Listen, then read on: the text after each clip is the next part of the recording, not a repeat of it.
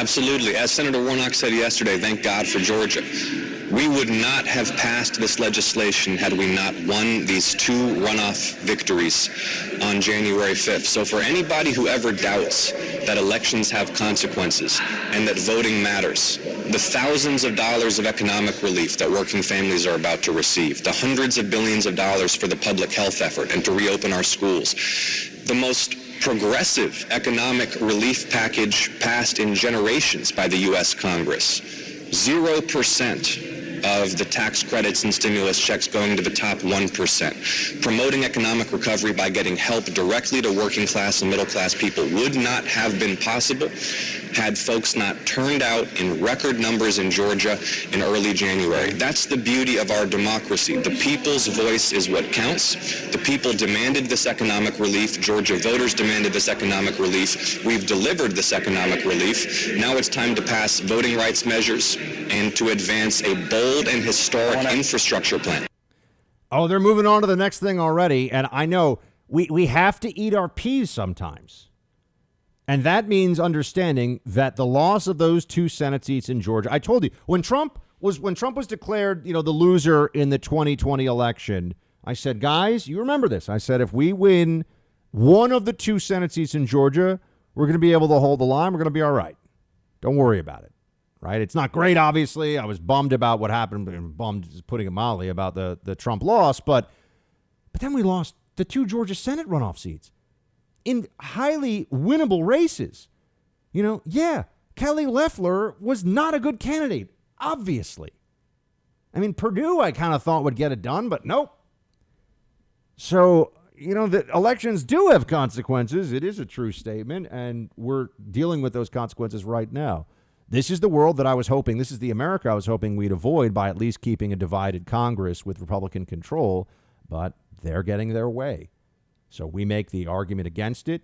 We've got to convince enough Americans. We have to get people engaged enough in what's going on that people like Joe Manchin in West Virginia, that, people like Susan Collins up in Maine.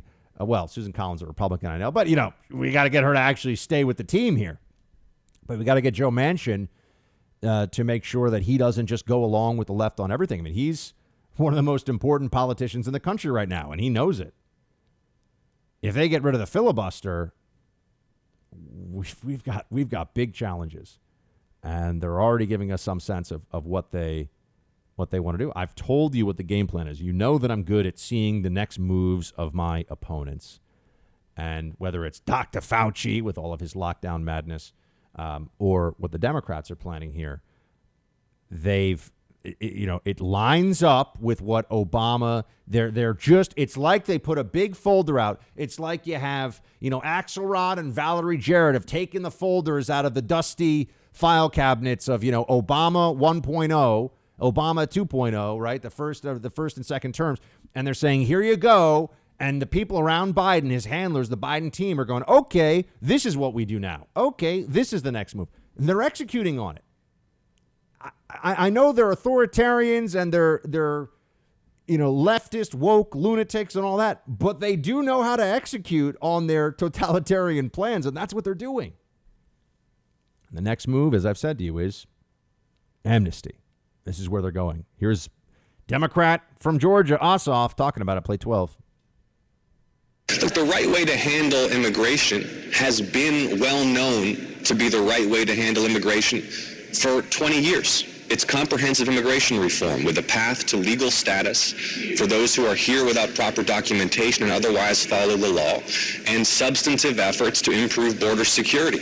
There's a bipartisan consensus among the people that that's what we need. Just like there was a bipartisan consensus among the people that we needed to pass this stimulus.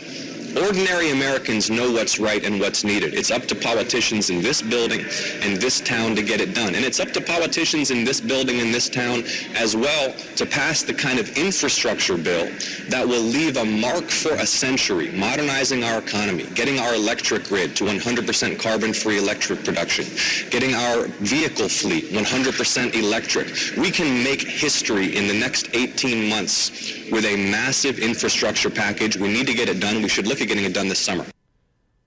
They're moving forward on all this. progressive transformation of America is underway, using COVID as the springboard, the emergency to justify whatever they want. And we have to hold the line against it. Hey, Team Buck, thank you so much for watching The First on YouTube. If you like this video, please click that little thumbs up button so then it will log as liked. And also, if you want to see more great content from The First, please click subscribe.